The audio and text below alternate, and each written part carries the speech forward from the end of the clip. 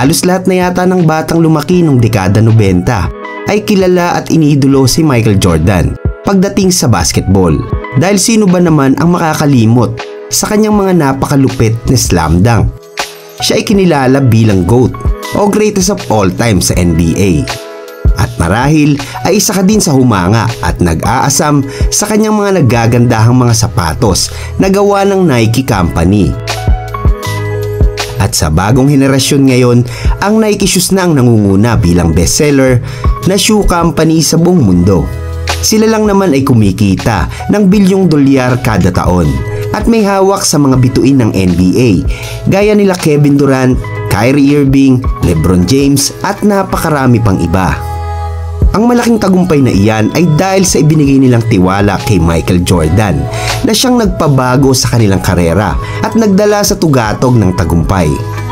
Pero alam niyo ba na Adidas talaga ang pangarap ni MJ na i-endorso niyang brand sa madlang people? Ngunit ang nakakalungkot dito ay hindi nagtiwala at binaliwala lamang siya ng shoe company na ito, na isa sa pinakamalaking pagkakamali at pinagsisihan ng Adidas sa kasaysayan. At yan ang ating tatalakayin. Noong dekada 80, ang brand ng sapatos na pinakasikat noon na kadalasang isinusuot ng mga players sa National Basketball Association ay ang Adidas at Converse. Ang mga naglalakihang kumpanyang ito ay talagang nagpapasiklaban sa market. Samantalang ang Nike shoes ay nangongulelat dahil hindi ito gaanong pinapansin ng karamihan. Noong mga panahon na yon, ang pinakanangunguna ay ang Adidas na may hawak sa halos lahat ng sikat na player sa NBA gaya nila Kareem Abdul-Jabbar. At ang mga star player tulad nila Magic Johnson, Larry Bird ay Converse naman ang kanilang iniendorso. Noong si Michael Jordan ay nagsisimula pa lang sa basketball ay pinapangarap na niya na Adidas ang kanyang gagamiting sapatos sa kanyang buong karera.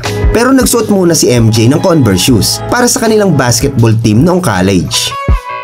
Pero nung magsimula si Jordan sa Chicago Bulls ay buo na ang kanyang pasya na Adidas lamang ang kanyang isusuot na sapatos sa kanyang buong karir sa NBA. Subalit ang pinapangarap ni MJ na brand ay hindi man lang nagkaroon ng interes sa kanya. Nadismaya naman si Michael Jordan nang malaman na wala palang balak ang Adidas na bigyan siya ng pagkakataon na maendorso ang paborito niyang sapatos. At dahil wala itong natanggap na offer, ay hinikayat si MJ ng kanyang agent na si David Falk na makipagkita sa Converse. At dito ay binigyan siya ng offer sa halagang $100,000 kada taon, kagaya ng treatment nila kila Larry Bird at Magic Johnson. Maganda ang naging alok ng nasabing kumpanya. Pero sa kabila nito ay nakulangan si Michael Jordan sa plano ng mga ito para sa kanya. Dahil nung tanungin sila ng tatay ni Michael Jordan kung meron ba silang bagong design para sa sapatos ng kanyang anak, ay mga nakipit balikat lang ang mga ito at hindi na nakasagot. At dito ay napag-isip-isip ni MJ na hindi siya nakalaan para maging isang endorser ng Converse.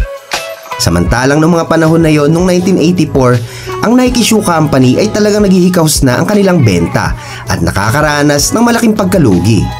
Nagsimula kasi sila sa mga running shoes. Yun nga lang, dahil ang kanilang mga disenyo ay hindi na masyadong uso, ay hindi na ito masyadong nabibili sa market. Kaya naman humanap sila ng paraan para makabangon.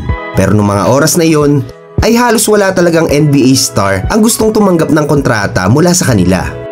Kaya naman napag-isipan ng company na pag-aralan ng NBA 1984 draft upang makahanap sila ng player na mayroong malaking potensyal na magiging isang NBA star pagdating ng panahon. Nakita nga nila si Michael Jordan na isang rookie, Olympic champion at malakas ang dating. Hindi na sila nagdalawang isip na magbigay ng offer na malaking halaga dahil alam nila na tanging si Jordan lamang ang magiging daan upang muling makabangon at magbago ang imahe ng kanilang kumpanya.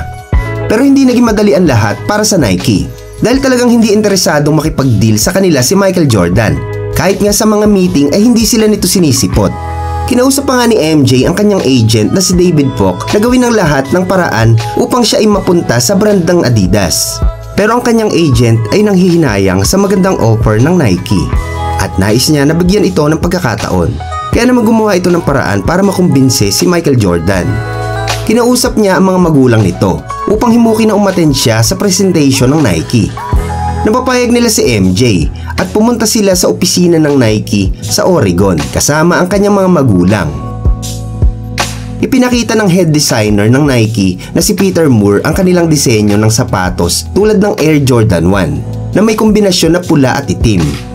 Pero ayon sa mga kwento ay hindi raw nagustuhan ni Jordan ang kulay na pula dahil di umano ay simbolo daw ito ng demonyo kaya hindi niya ito isusuot.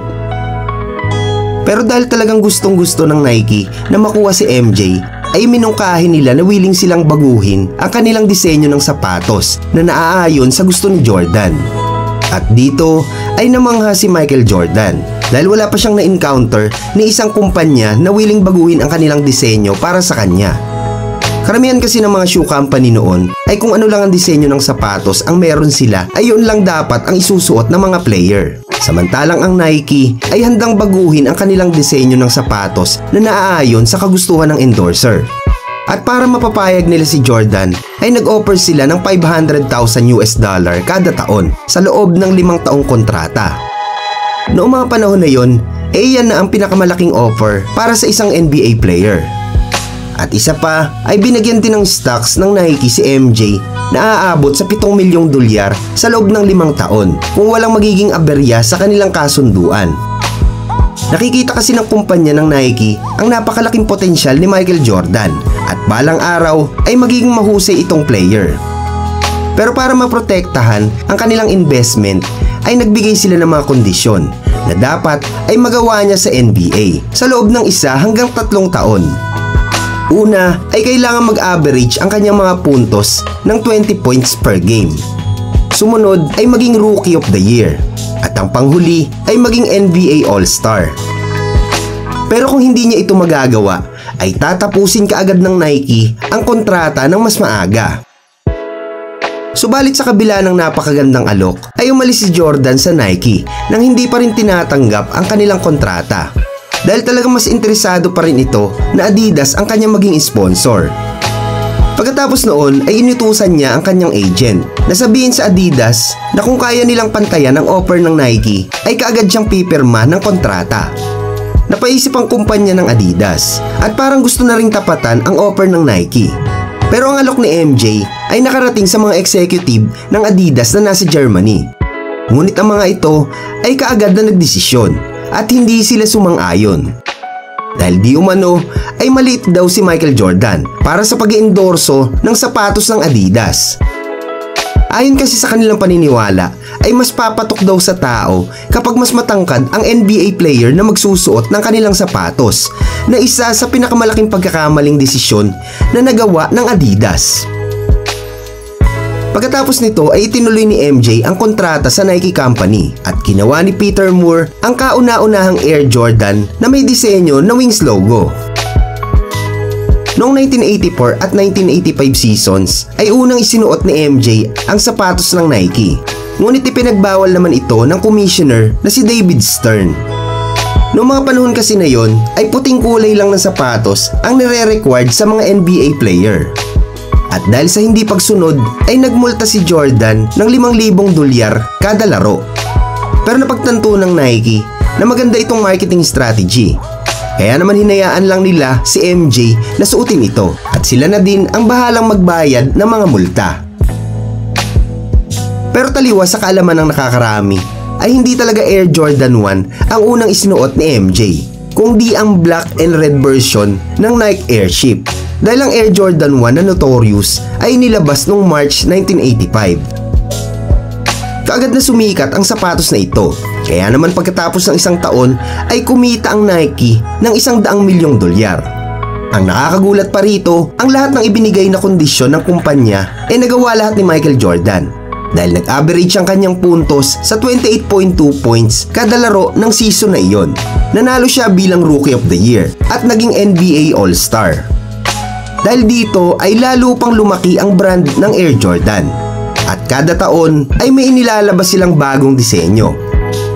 Sa mga sumunod na taon noong 1987 ay ginawa naman ni Tinker Hatfield ang design ng Air Jordan 3 na may logo na Jumpman na ginamitan ng elephant print.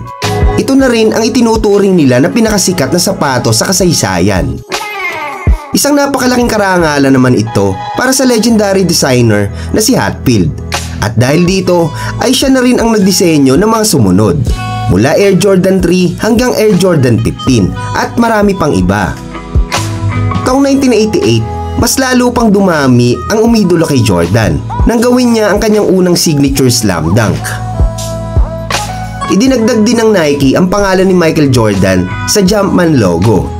Pero hindi nagtagal ay inalis din nila ito dahil alam nila na alam na ng karamihan kung sino ang nasa likod nito. Gumawa na rin ng Nike ng sub-brand noong 1997 para sa Air Jordan at tinawag nila itong Jordan brand. Sa ngayon ay nangunguna ang Nike pagdating sa sport shoes at pinagsisihan naman ng Adidas ang kanilang maling desisyon. Kaya sa totoo lang mga idol, hindi talaga tama na huhusgahan kaagad natin ang isang tao dahil hindi natin alam ang mangyayari bukas. Malay natin, yung tao na minamaliit mo ngayon at pinagtatawanan mas magiging successful pa kaysa sa'yo pagdating ng tamang panahon. Maraming salamat po sa inyong pakikinig.